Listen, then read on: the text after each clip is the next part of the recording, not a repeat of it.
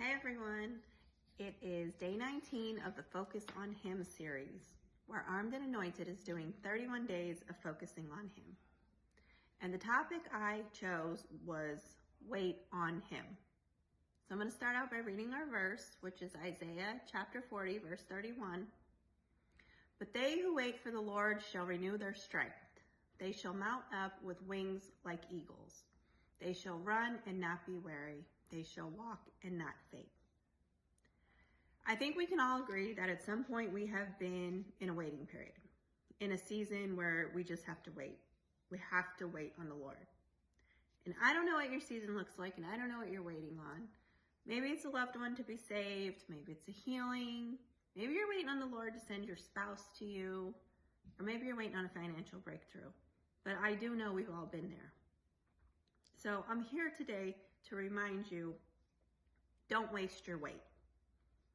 I truly believe that this scripture, where it says, they who wait for the Lord shall renew their strength, is pointing out that if you wait the right way, and if you do it through the Lord, you will come out renewed on the other side. Well, how can there be a right way to wait, and how can there be a wrong way? Easy. And I've been, unfortunately, in both places. Psalm 37:34 says, wait on the Lord and keep his way, and he will exalt you to inherit the land. Psalm 130 verse 5 reads, I wait for the Lord, my soul waits, and in his word I hope. So just by these two short verses, we can get some insight on how the Lord wants us to wait. Keep his way. Well, how do we keep the Lord's way? Well, think about it. Think about in the New Testament, Jesus knew his fate. He knew the outcome, but he still had to wait. What did he do during his time on earth? He did the Lord's work, and he also prayed. Prayer is the basis. Prayer will get you to the places you need to be. In that next verse, it says, my soul waits, and in his word I hope. Well, are you in his word? Are you getting your hope and your wisdom and your direction from his word? Because prayer and being in his word will lead to direction. And then it's up to you to choose obedience. When you think about the book of Esther, she was waiting. She was waiting on the appointed time to address the king.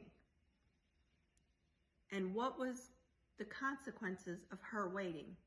It was literally a nation on the line, right? She was going to save a whole people.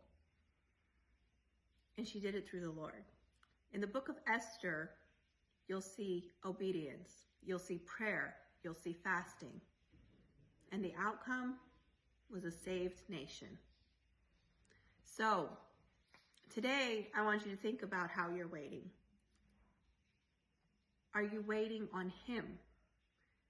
Are you being careful not to make the thing you're waiting on the idol, but instead praising the Lord? Are you worshiping through your wait? And I'm not just talking about worship in church with the music and our hands up and praise. I'm talking about your daily acts of life. I'm talking about your prayer life. I'm talking about your being in the word. I'm talking about your daily acts with other people. Are you worshiping during your wait? Because again, we don't want to waste our wait.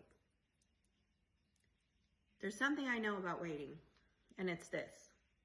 The enemy is also waiting.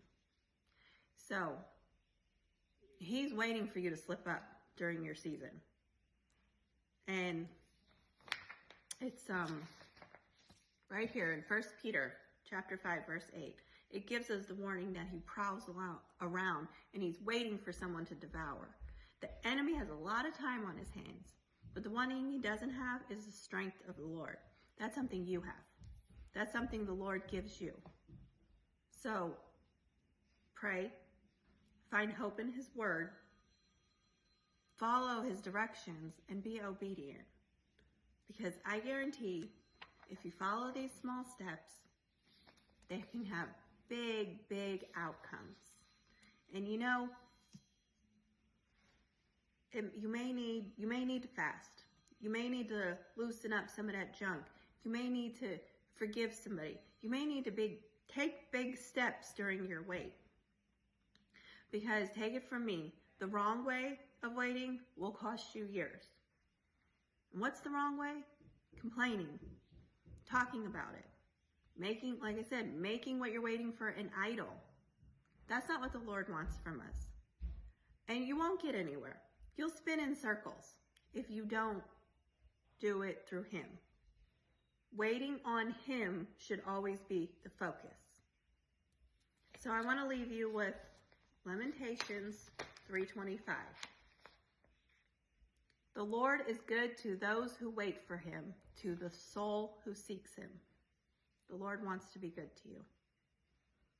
But wait on Him, focus on Him, and big things will happen. And you will come out renewed on the other side. Have a blessed day.